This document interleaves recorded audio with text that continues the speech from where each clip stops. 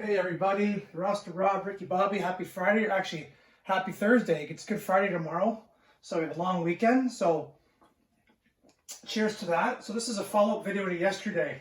We'll make it really simple. We talked about germinating palm seeds. So we got them out of the packages, we put them in plastic cups with some water and some hydrogen peroxide. Somebody was asking about that. I can't remember what I said. It was like 3-to-1 ratio of water to hydrogen peroxide, just a splash.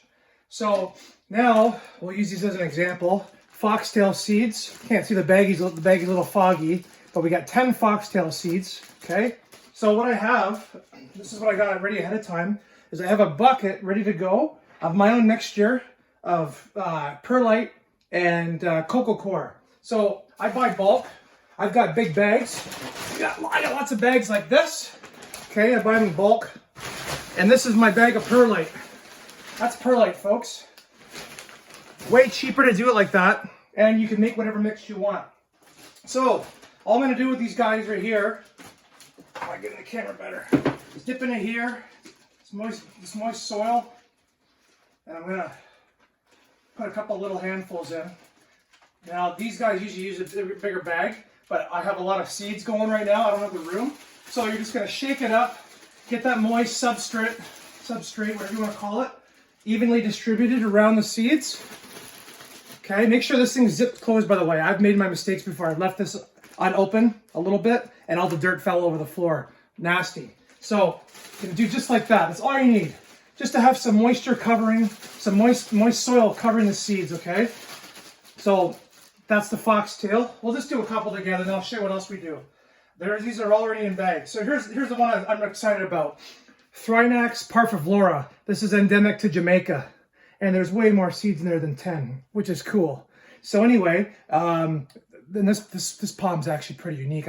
Never really heard of it much in cultivation, only on Palm Talk, very rare. So same thing. Now there's not many seeds in here, so you don't need to put too much dirt. So literally, that's all the dirt you need. Look at that, okay? That covers them all. Give it a good shake. In you go, okay? So just as an example, we're not going to do them all. We got a whole bunch of species here that I have to finish. Cocothrinax barbadensis, Hydrostelli cinderclarpa, Bacaryophoenix alfredii, Thrinax radiata, I almost threw in the garbage. I found it this morning. And Carpoxylon macrospermum. Very, I don't know if you guys can see this. Very unique seed. Very weird looking. But cool palm.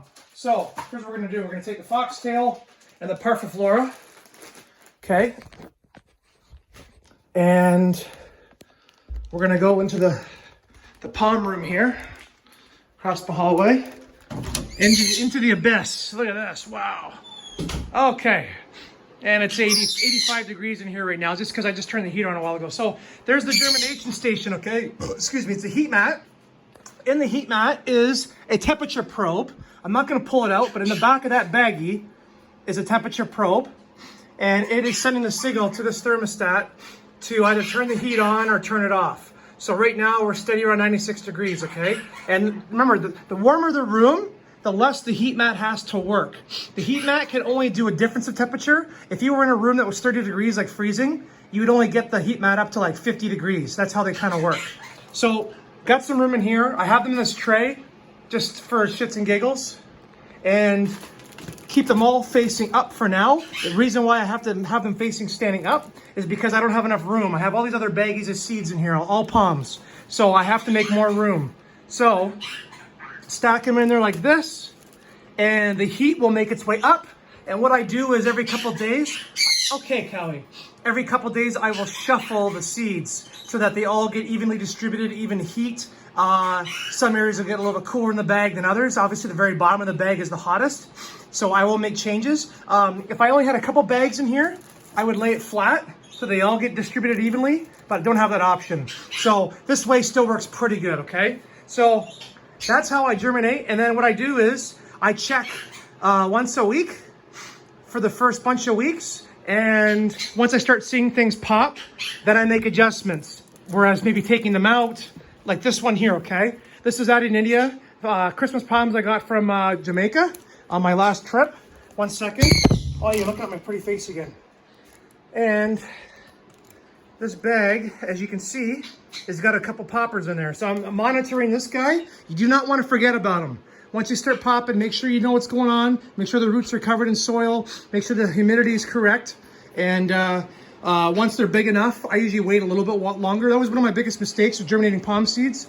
I would take them out of the bags as soon as they germinated, and sometimes they wouldn't do as well in the pot. So I find let them go until they show a little bit of green, have a little bit of a root going, and then put them in the pots or whatever you want to put them in.